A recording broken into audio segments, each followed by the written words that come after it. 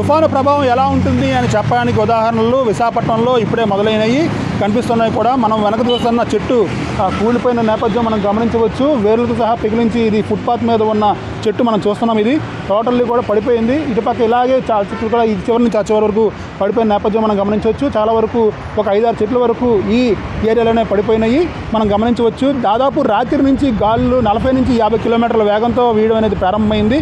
దీంతో దాదాపు ఈ గాలుల వల్ల చెట్లన్నీ కూడా నేల కూలుతున్నాయి. ఎక్కడికక్కడ చెట్లని పక్కన పెట్టి, అంటే ఈ చెట్టు సరాసరి రోడ్డు మీద పడితే అధికారులు దీన్ని పక్కన పెట్టి ఈ రోడ్డుని క్లియర్ చేశారు, రోడ్ డైవర్ట్ చేశారు. దాదాపు ఉదయం 7 గంటల వరకు ఈ రోడ్డు అంతా క్లోజ్ అయిపోయి ఉంది. ఇప్పుడు మాత్రమే ఇది ఓపెన్ అయ్యింది. మనం ఇక్కడ ఈ రోడ్డుని గమనించవచ్చు.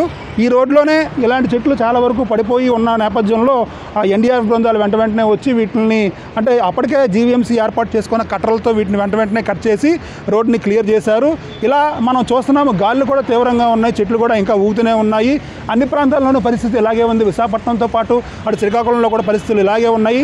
అయితే ఎక్కువ ప్రభావం మాత్రం విశాఖపట్నం నుంచి అటు కాకినాడ వరకు మాత్రమే ఉంటుంది. ఎందుకంటే ఈ ప్రాంతాల్లోనే, ఈ తీర ప్రాంతాల్లోనే ఎక్కువగా గాలులు వేస్తాయి. ఎందుకంటే తీవ్ర తుఫానుగా మారిన తర్వాత ఈ గాలులు మరింత పెరిగే అవకాశం ఉన్న నేపథ్యంలో అధికారులు అయితే చర్యలు తీసుకుంటున్నారు. చెట్లు పడిపోతుంటే ఎక్కడికక్కడ కట్ చేసి పక్కన పెడుతున్నారు. మనం ఇప్పుడు చూడొచ్చు, రోడ్డు మీద పడిపోయిన ఈ చెట్టుని ఇక్కడ తీసుకొచ్చి పక్కన పెట్టారు. ఈ చెట్టు దాదాపుగా ఈ 2 రోజుల తర్వాత తీసి బయట పెడతామని అధికారులు అయితే చెప్తున్నారు.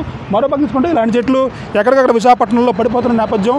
అయితే ప్రజలందరికీ వాతావరణ శాఖ కూడా సూచనలు చేస్తోంది. ఏంటంటే బయట రావద్దు, ఇలా చెట్లు పడిపోవడం కానీ లేకపోతే ఏదైనా గాలుల వల్ల ఏదైనా వస్తువులు ఎగిరి తమ పడే అవకాశం ఉన్న నేపథ్యంలో జాగ్రత్త చర్యలు తీసుకోవాలని చెప్తున్నారు. మొత్తానికైతే తుఫాను ప్రభావం మొదలైంది. అన్ని ప్రాంతాల్లో కూడా చెట్లు విరిగిపోవడం, కొన్ని వర్షాల కారణంగా భారీగా అన్ని ప్రాంతాల్లో కూడా జలమయం అయిపోయి మొత్తం అంతా కూడా వాటర్ అంతా కూడా స్టాగ్నేట్ అయిపోతుంది ఎక్కడికక్కడ. సో అందరూ జాగ్రత్త చర్యలు తీసుకోవాలని చెప్పి అధికారులు సూచిస్తున్నారు.